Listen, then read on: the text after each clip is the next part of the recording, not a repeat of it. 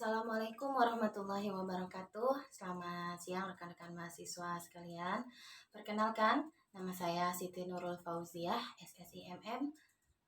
Pada kali ini saya akan memberikan videonya itu tentang proses pengambilan keputusan, kemudian juga akan membahas sedikit tentang probabilitas. Mari kita saksikan bersama-sama, tetap fokus dalam menyimak video kali ini agar e-learning yang kita laksanakan berjalan dengan baik. Jawab diskusinya dengan tepat dan lihat apa yang ditanyakan dalam diskusi. Baru dijawab setelah Anda betul-betul melihat dan mengamati semua materi yang telah disajikan.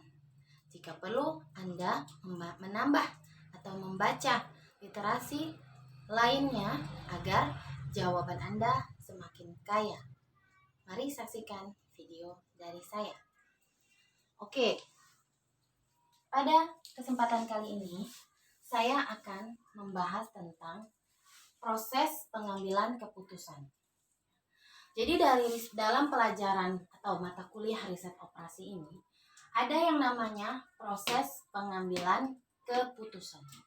Proses pengambilan keputusan akan melewati identifikasi masalah, kemudian mengumpulkan data, kemudian analisis data, kemudian penemuan alternatif pemecahan masalah, kemudian pemilihan alternatif, pelaksanaan, lalu terus untuk kita lakukan.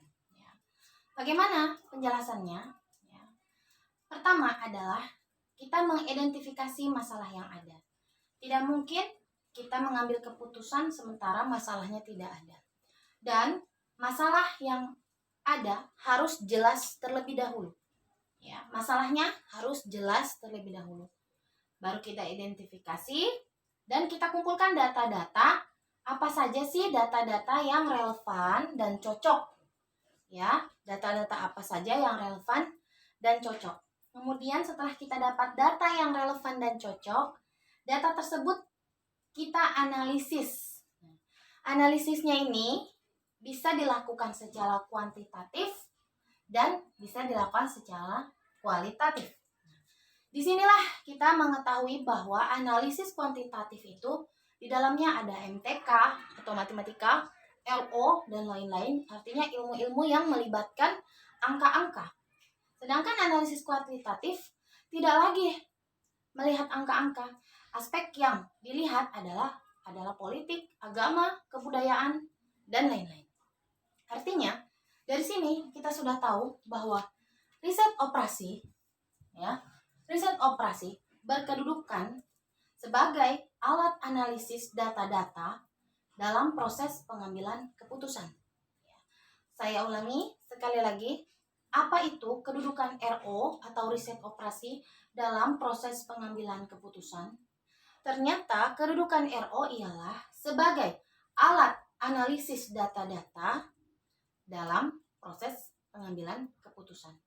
Maka bisa saya katakan riset operasi sebagai alat analisis untuk memudahkan dalam pengambilan keputusan.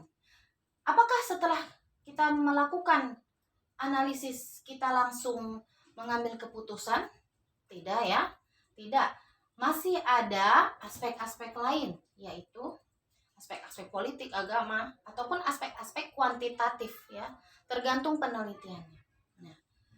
Jadi setelah kita analisis, dilakukanlah pemecahan masalah, penemuan alternatif apa saja nih.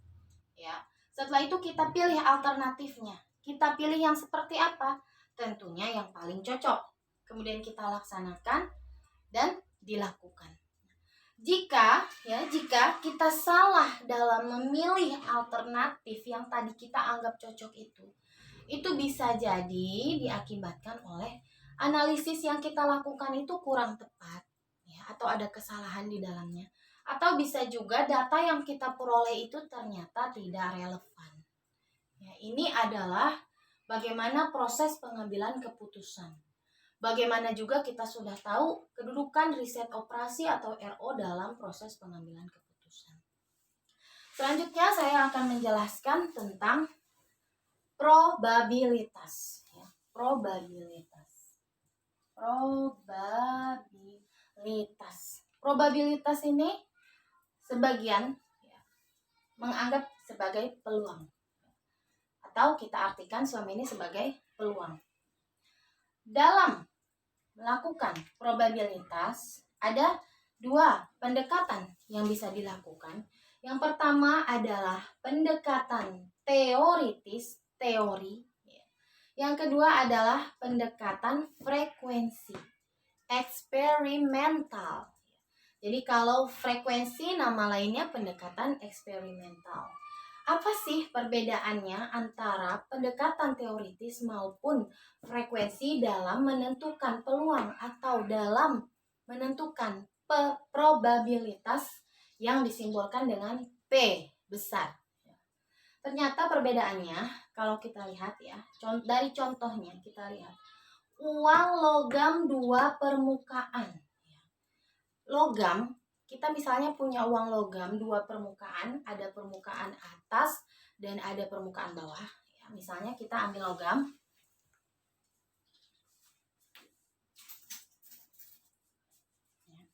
Misalnya kita punya logam, uang logam. Logam ini kan permukaan atas dengan permukaan bawahnya berbeda. Kita ingin mengetahui berapa sih peluang permukaan A? Ya mudah saja, tinggal kita bagi atau bandingkan antara permukaan atas dengan total permukaan, yaitu satu permukaan banding jumlahnya 1 tambah 1, 2. Berarti 1/2 ya, atau 0,5. 1 dibagi 2 hasilnya 0,50. Sama permukaan yang satu lagi pun, karena dia ada satu permukaan, totalnya ada 2 permukaan, berarti 1/5, 1/2 juga atau 0,5 peluangnya. Nah, itu adalah untuk logam. Untuk dadu ya, dadu kotak dadu, itu kan punya 6 permukaan yang simetris. Maka peluangnya ya mudah saja, setiap sisi dari si dadu itu ya pasti punya satu kesempatan per total permukaannya 6. Berarti P-nya atau boleh kita bilang P1, P permukaan 1, 1/6. P2 sama 1/6. P3, P4, P5, P6 semuanya 1/6. Ini mudah sekali. Ini masih sangat mudah untuk perhitungan peluangnya. Nah, bagaimana jika dadu 6 permukaan tersebut tidak simetris? Ya tentunya tidak menggunakan rumus ini lagi. Nah, misalnya contoh kemudian, saya punya kotak, saya punya wadah. Wadahnya itu isinya kelereng 5 buah, tetapi 5-5-nya itu tidak seragam warnanya. Ada warna yang merah, ada warna yang putih. Yang merah saya masukkan 2 buah, yang putih saya masukkan 3 buah. Jumlah kelerengnya ada 5 dalam satu wadah kotak. Nah, saya ingin tahu sebenarnya peluang yang putih itu untuk keluar berapa sih? Dan juga berapa sih peluang yang merah? Ya mudah saja. Kalau yang putih saya contohkan P putih ya. Dia kan ada 3 taruh di atas per totalnya 3 atau 2 tambah 3. Boleh 3 tambah 2, it's okay ya. Jadi 3/5 atau kalau mau pakai angka desimal 0,6.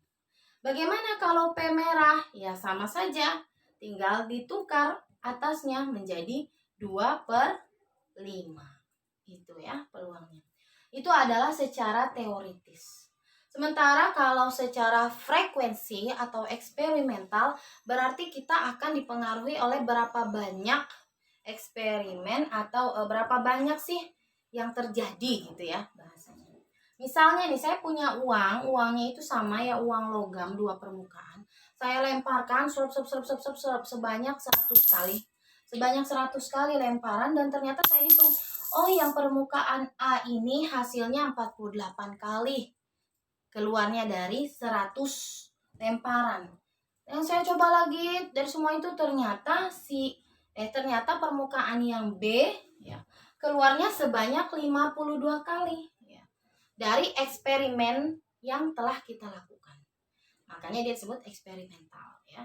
Maka hasil P-nya yang mudah saja, 48 itu dibagi 48 ditambah 52 yaitu 100. Yang B-nya sama 52 dibagi 100. Nah, kalau begitu kita sudah tahu nih pendekatan teoritis maupun pendekatan frekuensi.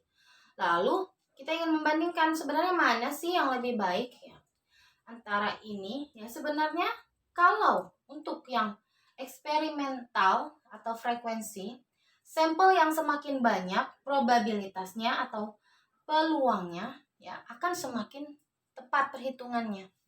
Tentu saja karena semakin banyak yang dicoba, berarti kan semakin mewakili keseluruhan yang ada. Itu untuk frekuensi ya. Sementara kalau untuk yang teoritis, ya kalau penelitiannya kita lakukan dengan teliti, tentunya peluang yang didapatkan juga akan semakin tepat ya. Itulah sekilas tentang probabilitas. Pendekatannya ada pendekatan teoritis dan ada pendekatan frekuensi atau eksperimental. Itu adalah video kali ini. Teman-teman semua jangan lupa jika ada yang tidak dimengerti, diulang kembali videonya atau bisa tanyakan ke saya via e-learning. Atau boleh juga di komen. Ya. Tetapi tidak boleh menanyakan jawaban tugas-tugas e-learning. Oke, terima kasih.